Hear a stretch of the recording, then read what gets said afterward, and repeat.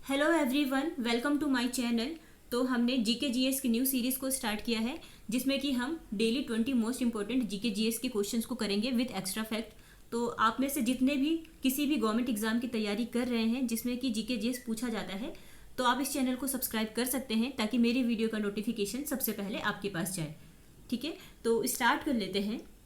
First question है हमारा, which country hosted the 17th G20 summit in 2022। तो बात हो रही है कि किस कंट्री ने 17th G20 समिट 2022 में होस्ट किया है। तो ऑप्शन है हमारे पास इंडोनेशिया, अर्जेंटीना, इटली, टर्की। हमारा सही आंसर हो जाएगा इंडोनेशिया। ठीक है, तो अब देखो यहाँ पे बात हो रही है G20 की।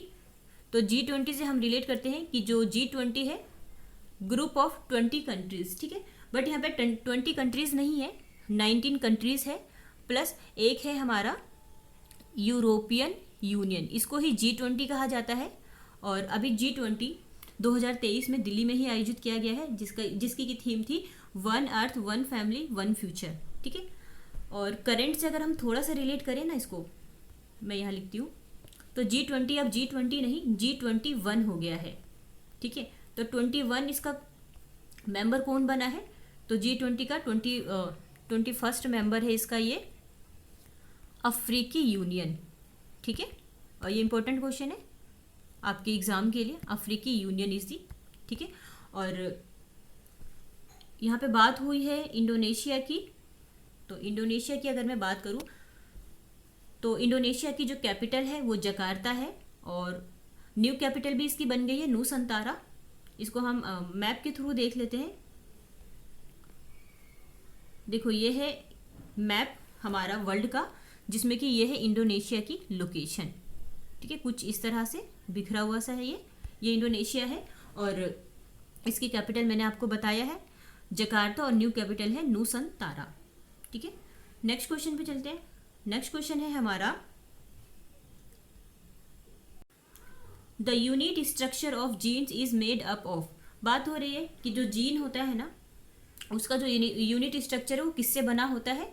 ऑप्शन है magnesium, RNA, endoplasmic reticulum, DNA.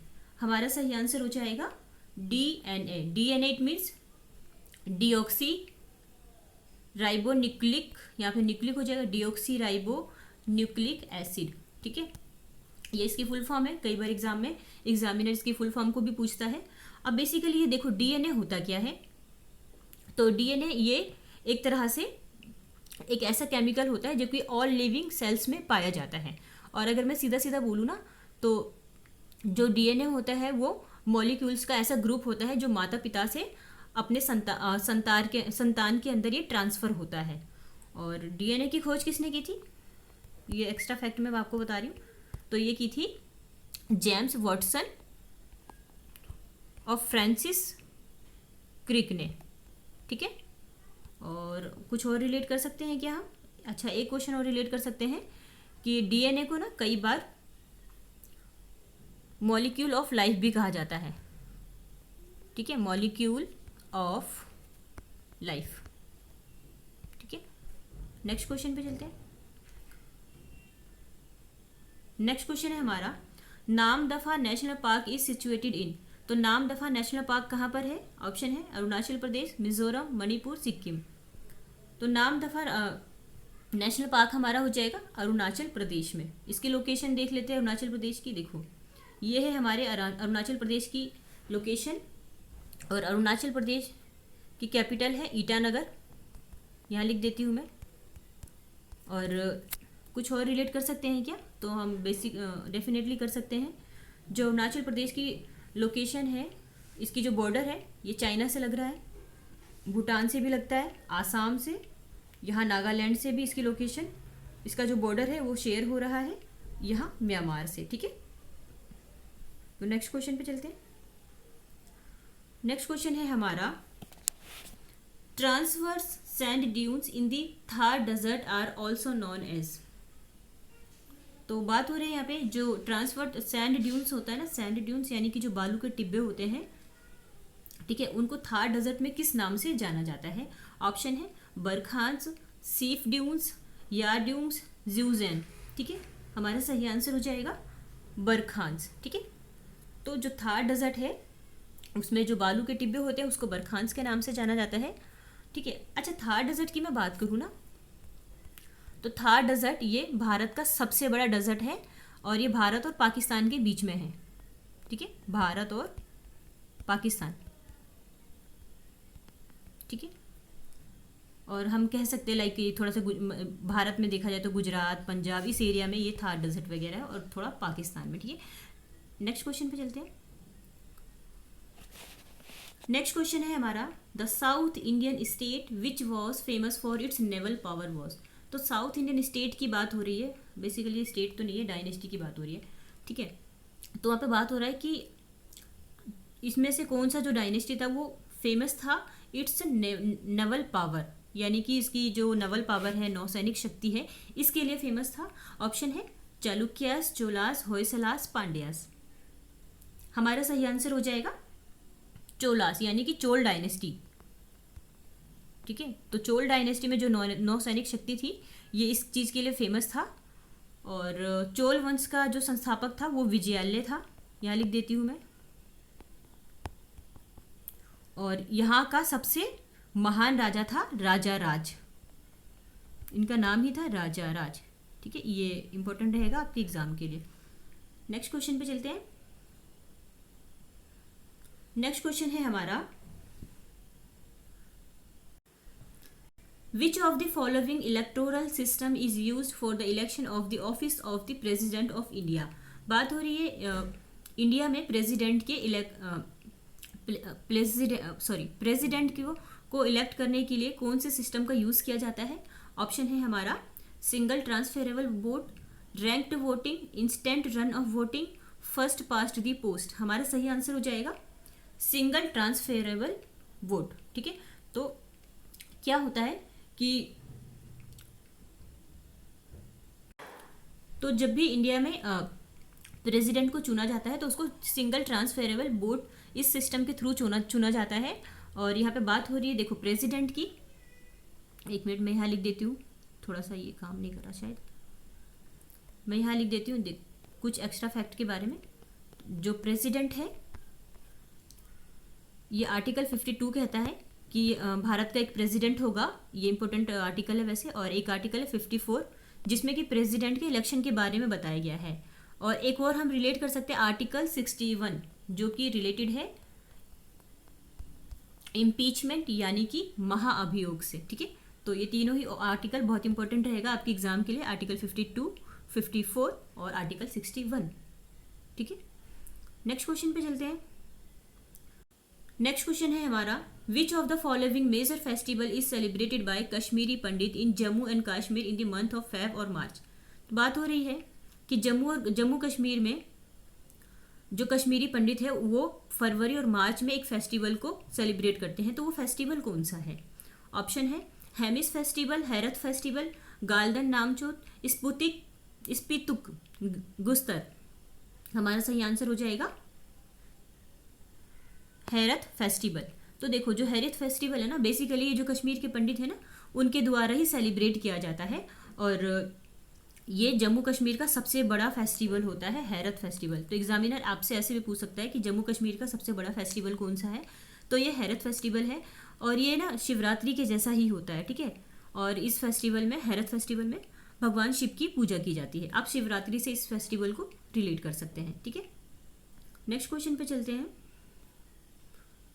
Next question है हमारा, which of the following enzyme is associated with the digestion of starch in human body. बात हो रही है कि ह्यूमन बॉडी में स्टार्च के डाइजेशन के लिए कौन सा एंजाइम संबंधित है। ऑप्शन है पेप्सिन, लाइपेज, एमाइलेज, इंसुलिन। हमारा सही आंसर हो जाएगा एमाइलेज, ठीक है। इसमें कुछ आई थिंक रिलेट करने की जरूरत नहीं है, इसको हम वन लाइनर फॉर्मेट में याद रखते हैं कि एमाइलेज के द्वारा ही हमारी बॉडी में स्टार्च का जो है वो डाइजेशन होता है। नेक्स्ट क्वेश्चन पे चलते हैं। Next question, the Rocky outer part of the earth is called. बात हो रही है कि जो अर्थ का जो रॉकी आउटर पार्ट होता है उसको क्या कहा जाता है। Option the core, the lithosphere, the mental, the biosphere. सही आंसर हमारा हो जाएगा यहाँ पे लिथोस्फीयर, ऑप्शन नंबर 2, ठीक है। अब लिथोस्फेयर यानी कि स्थल मंडल की बात हो रही है यहाँ पे, ठीक है, मैं यहाँ लिख देती हूँ, स्थल मंडल की बात हो रही है। तो बेसिकली जो लिथोस्फेयर होता है ना हमारा, वो ऑक्सीजन, सल्फर, पोटेशियम और एल्यूमिनियम इत्यादि से बना होता है। तो इसको हम रिलेट कर सकते हैं और ये एक्स्ट्रा फैक्ट के थ्रू हम याद रख सकते हैं, ठीक है। नेक्स्ट क्वेश्चन पे चलते हैं। नेक्स्ट क्वेश्चन है हमारा, a device which converts mechanical energy into electrical energy is known as. तो एक ऐसा डिवाइस जो मैकेनिकल एनर्जी को इलेक्ट्रिकल एनर्जी में कन्वर्ट करता है उसको क्या कहते हैं? ऑप्शन है microphone, generator, electric motor, lever. हमारा सही आंसर हो जाएगा जनरेटर, ठीक है। नेक्स्ट क्वेश्चन पे चलते हैं। नेक्स्ट क्वेश्चन है हमारा, which of the following are present in the higher amount in hard water. तो बात हो रही है कि जो हार्ड वाटर होता है यानी कि जो कठोर जल होता है उसमें से इनमें से क्या मौजूद होता है? ऑप्शन है calcium and sodium, sodium and manganese, calcium and manganese, sodium and manganese. तो हमारा सही आंसर हो जाएगा option number 3, calcium and magnesium, ठीक है। तो देखो जो हार्ड वाटर होता है ना यानी कि जो कठोर जल होता है उसमें कैल्शियम और मैग्नीशियम बहुत ज़्यादा मात्रा में पाया जाता है, जिस वजह से कि इस पानी में झाग कम बनता है, ठीक है। और ये जो पानी होता है ना हार्ड वाटर, इसका जो पीएच मान होता है वो 7 से भी कम होता है। कैसे समझे इसको? देखो मैं आपको स्केल के थ्रू समझाती हूँ। ये हमारा होता है पीएच स्केल, जिसको हम बोल सकते हैं ना पोटेंशियल ऑफ हाइड्रोजन। तो यहाँ पे क्या होता है 1 से यहाँ पे 7 तक काउंटिंग होती है, फिर यहाँ 7 से यहाँ 14 पर एंड होता है। यहाँ मैं 14 लिख दूँ।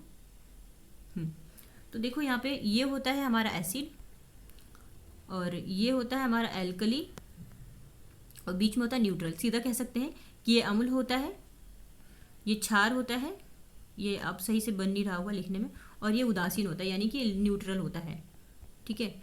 तो 7 से कम वैल्यू होगी तो एसिड के कैटेगरी में आ जाएगा, अम्ल की कैटेगरी में। 7 से ज़्यादा होगा तो वो क्षार के कैटेगरी में आएगा, और 7 तक है तो ये हमारा न्यूट्रल यानी कि उदासीन हो जाता है। तो जो हार्ड वाटर होता है वो 7 से कम होता है, इस वजह से जो ये पानी होता है इसमें कम झाग होता है, ठीक है। नेक्स्ट क्वेश्चन पे चलते हैं। नेक्स्ट क्वेश्चन है हमारा, the people of the lower stone age were primarily. तो बात हो रही है जो पीपल थे ना लोअर स्टोन एज वाले, वो प्राइमरली क्या थे, पहले क्या थे वो? तो ऑप्शन है traders, food gatherers, farmers, none of the above. हमारा सही आंसर हो जाएगा फूड गैदर्स, ठीक है। तो वो क्या करते थे? फूड को गैदर्स करते थे, इकट्ठा करके रखते थे। अब फूड में जैसे वो जंगल वगैरह से उन्होंने कुछ फल फ्रूट कुछ पत्ते वगैरह इकट्ठा कर लिए, या फिर किसी जानवर का शिकार करके उन जानवर के मांस को इकट्ठा कर लिया। तो इस तरह से इनका खान पान चलता था। तो बेसिकली ये क्या थे? फूड गैदरर्स थे, ठीक है। नेक्स्ट क्वेश्चन पे चलते हैं। नेक्स्ट क्वेश्चन है हमारा, NITI Aayog is a policy think tank of the government of India, it replaced. बात हो रही है नीति आयोग की, और इसे किसको रिप्लेस्ड करके लाया गया है? तो ऑप्शन है national development council, finance commission of India, planning commission of India, election commission of India. हमारा सही आंसर हो जाएगा प्लानिंग कमीशन ऑफ इंडिया यानी कि योजना या आयोग, ठीक है। यहां लिख देती हूँ योजना आयोग। तो योजना आयोग को हटाकर ही नीति आयोग यानी कि नीति मीन्स यहां पे भी लिख देती हूँ national institute for transforming India, ठीक है। तो इसके स्थान पर नीति आयोग को लाया गया, और इसे लाया गया 1 जनवरी 2015 को, और योजना आयोग बना था 1950 को, ठीक है। तो मैं इनके अध्यक्ष की बात करूँ, अगर जो योजना आयोग थे, यहाँ पे मैं शॉर्ट में लिख देती हूँ, इसके पहले अध्यक्ष थे हमारे प्राइम मिनिस्टर जवाहरलाल नेहरू, ठीक है। पंडित जवाहरलाल नेहरू थे इसके योजना आयोग के पहले अध्यक्ष, और नीति आयोग के पहले अध्यक्ष है प्रधानमंत्री नरेंद्र मोदी, ठीक है। देखो जो हमारे नीति आयोग के जो अध्यक्ष होते हैं ना वो हमारे प्रधानमंत्री ही होते हैं, ठीक है। तो नीति आयोग लाया गया है बेसिकली 1 जनवरी 2015 को, तो इसे प्रधानमंत्री नरेंद्र मोदी जी के द्वारा ही लाया गया, इसलिए इसके पहले अध्यक्ष हो जाएंगे, ठीक है। नेक्स्ट क्वेश्चन पे चलते हैं। नेक्स्ट क्वेश्चन है हमारा,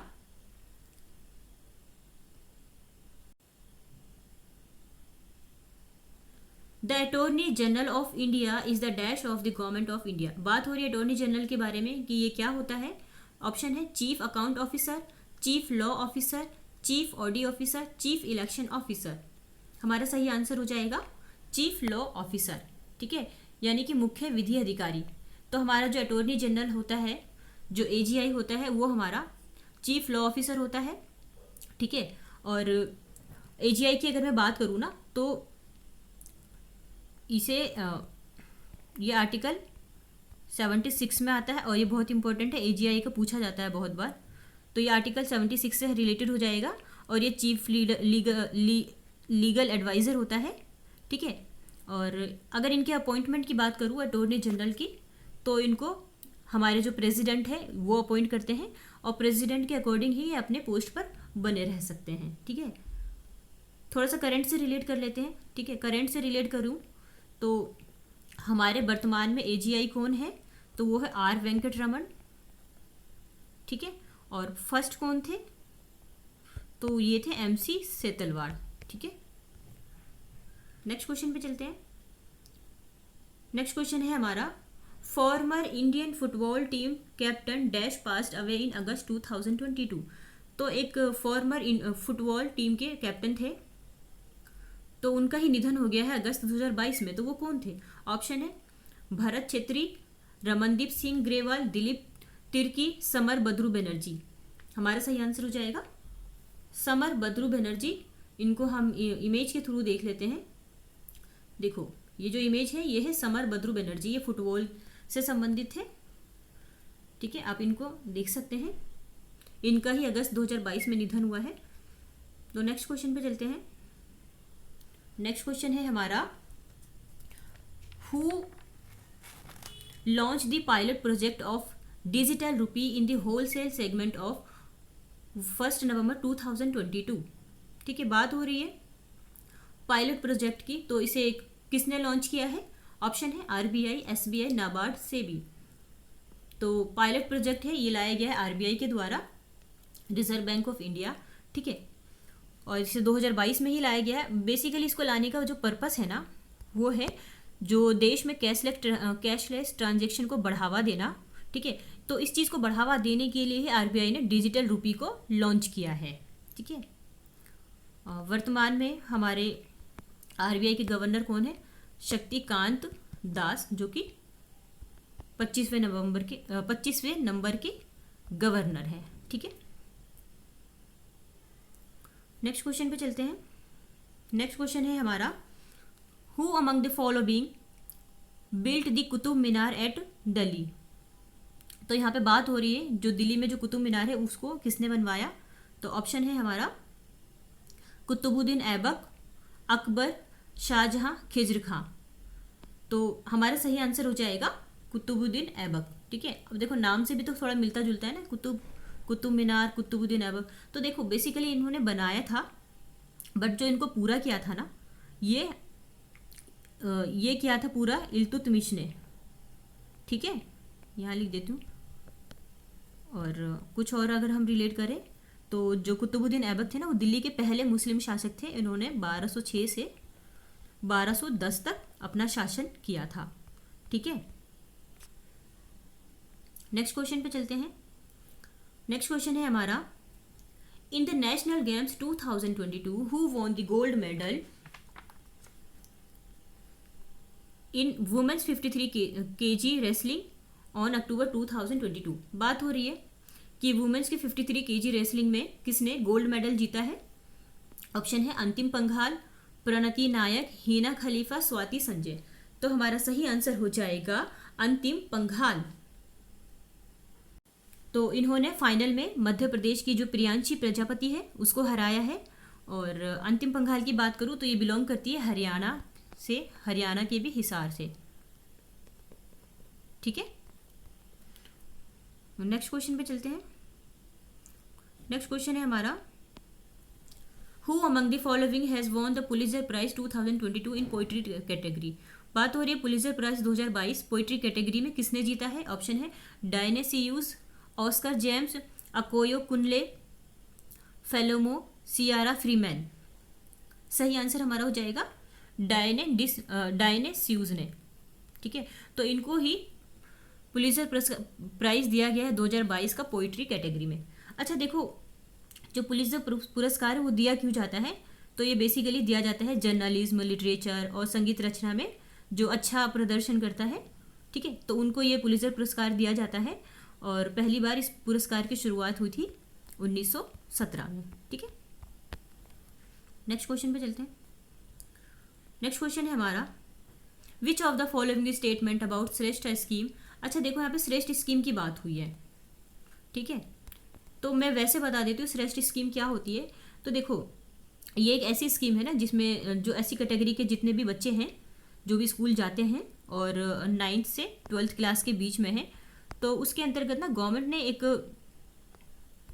एक पहल शुरू की है कि इनकी जो 9 से 12वीं तक के जो भी ऐसे बच्चे जो पढ़ना चाहते हैं और पढ़ने में अच्छे भी हैं और ऐसी कैटेगरी से बिलोंग भी करते हैं, तो उनके लिए श्रेष्ठ स्कीम लाया गया है। और इसके अंतर्गत जो गवर्नमेंट है ना, इनके सारे खर्चे को उठाएगी, जैसे कि इनकी पढ़ाई का खर्चा और पढ़ाई के अलावा जो भी छोटे मोटे इनके खर्चे हैं, इनके खान पान का, ये सारा ही गवर्नमेंट उठाएगी, ठीक है। तो हम एक बार देख लेते हैं हमारे जो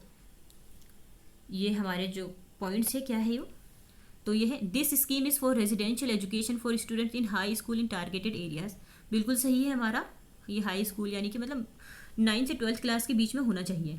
it provides for high quality education for meritorious but poor scheduled caste, ठीक है, तो हमारा ये वाला भी ठीक है। तो हम कह सकते हैं बोथ 1 और 2 आर करेक्ट, ठीक है, तो option number 3 is correct.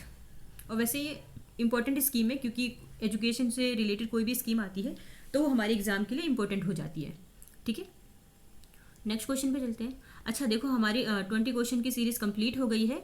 So thank you so much. आपको ये वीडियो कैसी लगी, और अगर अच्छी लगी तो प्लीज़ इसको लाइक एंड सब्सक्राइब भी कीजिए, और हो सके तो आपके जो भी दोस्त गवर्नमेंट जॉब की तैयारी कर रहे हैं तो आप ये उनको शेयर कर सकते हैं, ठीक है। So thank you so much.